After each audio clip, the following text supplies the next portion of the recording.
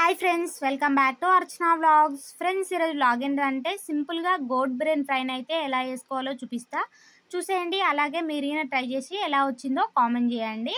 First అయితే ఒక గిన్నె తీసుకొని గిన్నెని అయితే మంచిగా వేడి చేసుకోవాలి. గిన్నె మంచిగా వేడయ్యాక దీనిలోకి అయితే తగినంత ఆయిల్ వేసి, ఆయిల్ మంచిగా హీట్ అయ్యాక దీనిలోకి అయితే జీలకర్ర వేసి జీలకర్రని అయితే మంచిగా ఫ్రై చేసుకోవాలి.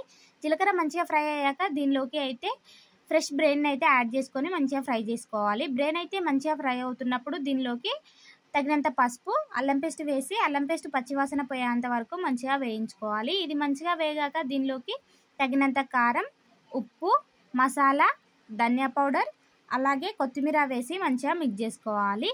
ఈ మిశ్రమాన్ని మంచిగా మిక్స్ చేసుకొని కాసేపు మంచిగా ఫ్రై చేసుకోవాలి. అంతే, సింపుల్గా ఇట్లా ఇంట్లోనే గోట్ బ్రెయిన్ ఫ్రైని అయితే చేసుకోవచ్చు. మీరు ట్రై చేయండి. అలాగే ఈ ఫ్రై అంటే ఎంతమందికి ఇష్టమో కామెంట్ చేయండి. And subscribe for more videos.